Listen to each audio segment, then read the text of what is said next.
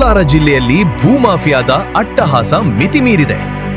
ಧನದಾಹಿಗಳ ದಬ್ಬಾಳಿಕೆಗೆ ಬಡ ಕುಟುಂಬವೊಂದು ನಡುಬೀದಿಯಲ್ಲಿ ನಿಂತು ಕಣ್ಣೀರು ಹಾಕುವಂತಾಗಿದೆ. ಮನೆ ದೂರಿ ಹೊಡೆದ್ರು, ಎದ್ದೇಳಕ್ಕೂ ಎತ್ತಲಿಲ್ಲ. ನನ್ನ ಮೊದಲೇ ಪೇಷಂಟು ಆಯ್ತು, 4 ವರ್ಷದಿಂದ 5 ವರ್ಷದಿಂದ ನನ್ನ ಪೇಷಂಟ್ ನನ್ನ ಹಿಡ್ಕೊಂಡು ನೋಡ್ದವ್ರಿ. ಹೌದು, ವೇಮಗಲ್ ಕುರುಗಲ್ ಪಟ್ಟಣ ಪಂಚಾಯಿತಿ ವ್ಯಾಪ್ತಿಯ ಮಲಿಯಪ್ಪನಹಳ್ಳಿಯಲ್ಲಿ ಅಕ್ರಮವಾಗಿ ಜಮಮೀನು ಕಬಳಿಸಲು ಹೊಂಚು ಹಾಕಿದ್ದ ಕಿರಾತಕರು ಅದನ್ನು ಧೈರ್ಯವಾಗಿ ಪ್ರಶ್ನಿಸಿದ ಒಬ್ಬಂಟಿ ಮಹಿಳೆ ಮತ್ತು ಆಕೆಯ ವೃದ್ಧ ಪೋಷಕರ ಮೇಲೆ ಭೀಕರವಾಗಿ ಹಲ್ಲೆ ನಡೆಸಿ ಪ್ರಾಣ ಬೆದರಿಕೆ ಹಾಕಿದ್ದಾರೆ.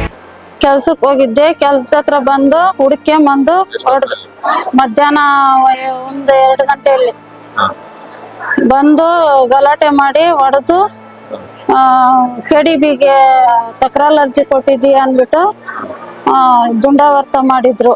ಯಾರು? ಆಂಜಿನಪ್ಪ, ಆಂಜಿನಪ್ಪನ ಮಕ್ಕಳು, ಹೆಣ್ಮಕ್ಳು 3 ಜನ ಎಲ್ಲ ಬಂದು ಗಲಾಟೆ ಮಾಡಿದ್ರು. ಅರ್ಜಿ ಕೊಟ್ಟಿದೀಯ, ಅರ್ಜಿ ತಗೋಬಾ ಅಂತ. ಯಾವ ವಿಚಾರಕ್ಕೆ ಗಲಾಟೆ ನಡೆದಿರೋದು? ಜಮೀನು ವಿಚಾರಕ್ಕೆ.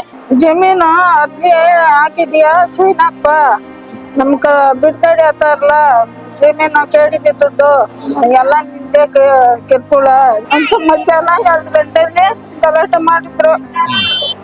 ಆಮೇಲೆ ಎಲ್ಲರೂ ಸೇರಿ ಒಯ್ದು ಕಳಿಸಿದ್ರು.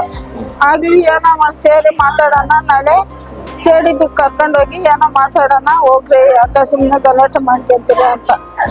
ನಮಗ್ ಬರೋದು 9 ಗುಂಟೆ. ಅದ್ರಲ್ಲಿ 3 ಜನ ಹೆಣ್ಮಕ್ಳು, ಆಂಜಿನಪ್ಪನ ಮಕ್ಕಳು. ಆಂಜಿನಪ್ಪನು ಲಕ್ಷ್ಮೀಪತಿ ಮಕ್ಕಳು ಮಗನು, ಅವನ ಹೆಂಡತಿ, ಅವನು ಮನೆ ದೂರಿ ಹೊಡೆದ್ರು, ಎದ್ದೇಳಕ್ಕೂ ಎತ್ತಲಿಲ್ಲ. ನನ್ನ ಮೊದಲೇ ಪೇಷಂಟು ಆಯ್ತು, 4 ವರ್ಷದಿಂದ 5 ವರ್ಷದಿಂದ ನನ್ನ ಪೇಷಂಟ್ ನನ್ನ ಹಿಡ್ಕೊಂಡು ನೋಡ್ದವ್ರಿ. ಆಮೇಲೆ ನಾವು ತಪ್ಪಿಸ್ಕೊಂಡು ಹಾಸ್ಪಿಟ್ಲ್ ಬಂದ್ವಿ. ಇಷ್ಟು ಚಿತ್ರಹಿಂಸೆ ಕೊಟ್ಟವ್ರೆ ನಮ್ಗೆ. ರಾತ್ರಿ ನಿನ್ನೆ ಮಧ್ಯಾಹ್ನ ಅವ್ರಿಗೆ ಭಾಗನೇ ಯುದ್ಧ ಮಾಡ್ಬೇಕು, ಯಾಕೆ ಕೊಡ್ಬೇಕು ಅಂತ. ನಾನು ದೊಡ್ಡ ಹೆಂಡತಿ, ನಮ್ಮ ಯಜಮಾನ್ರು 2 ಹೆಂಡತಿಗಳು, ನಾನು ದೊಡ್ಡ ಹೆಂಡತಿ, ನನ್ನ ಒಬ್ಬೆ ಮಕ್ಕಳನ್ನಾಗ ಭಾಗ ಮಾಡಿದ್ರು. ಕೋಲ್ಡ್ ಆರ್ಡ್ರ್ ಪ್ರಕಾರನೇ ಫಿಲ್ ಮಾಡ್ಕೊಡಕ್ಕೆ ಹೇಳಿಕೆ ಕೊಟ್ರು. ಅವತ್ತು ಕೇಸ್ ಹಾಕ್ಸಿದ್ದ ಲಕ್ಷ್ಮೀಪತಿ, 1 ಕೇಸ್ ಅಲ್ಲ ಅಂತ 2 ಕೇಸ್ ಹಾಕ್ಸಿದ. ತಿರ್ಗಿ ತೆಗಿಸ್ದ, ಕೇಸ್ ತೆಗಿಸ್ಬಿಟ್ಟು ಆಮೇಲೆ ತಿರ್ಗಾ ಕೇಳಕ್ ಹೋದ್ರೆ ಹೊಡೆಯಕ್ಕೆ ಬರೋದು. ಈ ಹಿಂಸೆ ನಮಗ್ ಕೊಟ್ಟು ನಮ್ಗೆ ಚಿತ್ರಹಿಂಸೆ ಕೊಡ್ತಾವ್ರಿ. ಇದರಿಂದ ಈ ವಿಚಾರವಾಗಿ ಮತ್ತೆ ಫಸ್ಟ್ ಗಲಾಟೆ ಆಗಿತ್ತು? ಫಸ್ಟ್ ಏನು ಗಲಾಟೆ ಇಲ್ಲ, ಫಸ್ಟ್ ಕೇಸ್ ಹಾಕ್ಸಿದ್ದ, ಕೇಸ್ ನಡೀತಾ ಇತ್ತು. ಆಮೇಲೆ ನಮ್ಮ ಯಜಮಾನ್ರು ಒಪ್ಕೊಂಡ್ರು, 9 ಗುಂಟೆ ಮಕ್ಕಳ ಮೇಲೆ ಭಾಗ ತೆಗೆದ್ರು. ನಮ್ಗೆ 18 ಗುಂಟೆ, 1 9 ಗುಂಟೆ, 1 9 ಗುಂಟೆ ಭಾಗ ತೆಗೆದ್ರು. ಆಯ್ತು ಅಂತ ನಾವು AC ಮೇಡಮ್ನ ಹತ್ರ ಒಪ್ಕೊಂಡ್ರಿ, ಲಾಯರ್ ಹತ್ರ ಒಪ್ಕೊಂಡ್ರಿ. ಅವ್ರ 3 ಜನ ಹೆಣ್ಮಕ್ಳಮ್ಮ, ಚಿಕ್ಕ ಅವರು ಜಾಸ್ತಿನೇ ಹೋಗ್ಲಿ, ನೀವು ಕಡಿಮೆನೆ ತಕ್ಕ, ನಿಮ್ಗೆ ಒಬ್ಬಳೆ ಮಗಳು ಅಂದ್ರು. ಆಯ್ತು ಸರ್, ನೀವ್ ಹೆಂಗೆ ನಾನು ಒಪ್ಕೊಂಡಿ. ಅದಕ್ಕೂ ಕಿರ್ಕುಳ ಕೊಡ್ತಾವ್ರಿ. ಈ ವಿಚಾರದಲ್ಲಿ ಯಾರ್ದಾದ್ರು ಕೈವಾಡ ಇದೆ ಅಂತ ಸಂಶಯ ಏನಾಯ್ತಾ ನಿಮ್ಗೆ? ಯಾರು? ಲಕ್ಷ್ಮೀಪತಿನೇ ಇದು ಸಂಶಯ, ಲಕ್ಷ್ಮೀಪತಿನೇ ಕಾರಣ ಇದಕ್ಕೆಲ್ಲ. ನಾವು ನಮ್ಮ ಯಜಮಾನ್ದು ಎಲ್ಲ ಆಗ್ಬೇಕಾದ್ರೆ ಲಕ್ಷ್ಮೀಪತಿನಿಂದೇನೆ ಕಾರಣ ಎಲ್ಲ. ನಮ್ಮ ಭಾವನ್ ಮಗನೇ. ನಾನ್ ಕೇಳಕ್ ಹೋದ್ರೆ ಏನ್ ನಾನ್ ಕೇಳೋದ್, ನೀನ್ ಹೋಗಿ ನಿನ್ ಗಂಡನ್ ಕೇಳೋಬಂದು.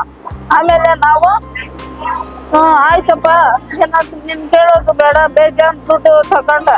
ಅವಾಗಷ್ಟು 500, 5,000, 2,000, 3,000 ಹಿಂಗ್ ತಕೊಂಡ್ ತಿನ್ಬಿಟ್ಟು ಲಾಸ್ಟ್ನಾಗ ನಮ್ಗ ಇವ್ರಿಗೆ ಒಳ್ಳೆ ಪರಿಸ್ಥಿತಿ, ಹಾಸ್ಪಿಟಲ್ ಬಿದ್ದಿರೋ ಪರಿಸ್ಥಿತಿ ತಂದಿದ್ದ. ಬಡತನದಲ್ಲೂ ಸ್ವಾಭಿಮಾನದಿಂದ ಬದುಕುತ್ತಿದ್ದ ಆ ಕುಟುಂಬಕ್ಕೆ ಈಗ ಊರಿನಲ್ಲಿ ಜೀವ ಉಳಿಸಿಕೊಳ್ಳುವುದೇ ದೊಡ್ಡ ಸವಾಲಾಗಿದೆ. ಅಕ್ರಮ ಭೂದಂಧೆಗೆ ಸ್ಕೆಚ್ ಹಾಕಿದ ಆಂಜಿನಪ್ಪ ಮತ್ತು ಆತನ ಬೆಂಬಲಿಗರು ಹಗಲು ದರೋಡೆಗಿಳಿದಿದ್ದಾರೆ. ಈ ಕೂಡಲೇ ಕೋಲಾರ ಜಿಲ್ಲಾ ಪೊಲೀಸ್ ವರಿಷ್ಠಾಧಿಕಾರಿಗಳು ಮಧ್ಯ ಪ್ರವೇಶಿಸಿ ನಮಗೆ ನ್ಯಾಯ ಕೊಡಿಸಬೇಕು, ಆರೋಪಿಗಳನ್ನು ಜೈಲಿಗಟ್ಟಬೇಕು ಎಂದು ಸಂತ್ರಸ್ತ ಮಹಿಳೆ ಕ್ರಾಂತಿ ಟಿವಿ ಎದುರು ಕಣ್ಣೀರು ಹಾಕುತ್ತಾ ತಮ್ಮ ಅಳಲನ್ನು ತೋಡಿಕೊಂಡಿದ್ದಾರೆ. ದಿನವಿಡೀ ದುಡಿದು ಬದುಕುವ ಈ ಅಸಹಾಯಕ ಕುಟುಂಬಕ್ಕೆ ಈಗ ಕಾನೂನಿನ ರಕ್ಷಣೆ ಬೇಕಾಗಿದೆ. ಪ್ರಭಾವಿ ಆಂಜಿನಪ್ಪ ಮತ್ತು ಆತನ ಗ್ಯಾಂಗ್ ವಿರುದ್ಧ ಕೋಲಾರ ಜಿಲ್ಲಾ ರಕ್ಷಣಾಧಿಕಾರಿಗಳು ತಕ್ಷಣವೇ ಕಠಿಣ ಕ್ರಮ ಕೈಗೊಳ್ಳದಿದ್ದರೆ ಬಡವರ ಭೂಮಿಗೆ ಬೆಲೆಯೇ ಇಲ್ಲದಂತಾಗುತ್ತದೆ. ನ್ಯಾಯ ಸಿಗ್ಬೇಕು ನಮ್ಗ. ಇವು ಇಂತಿಂತವರ್ತಾಗಿಂದ ನಮ್ಗೆ ತೊಂದ್ರೆ. ಊರಾಕ್ ಹೋದ್ರೆ ನಮ್ಮನ್ನ ಸಾಯಿಸ್ತಾರೆ ಅನ್ನೋ ಭಯ.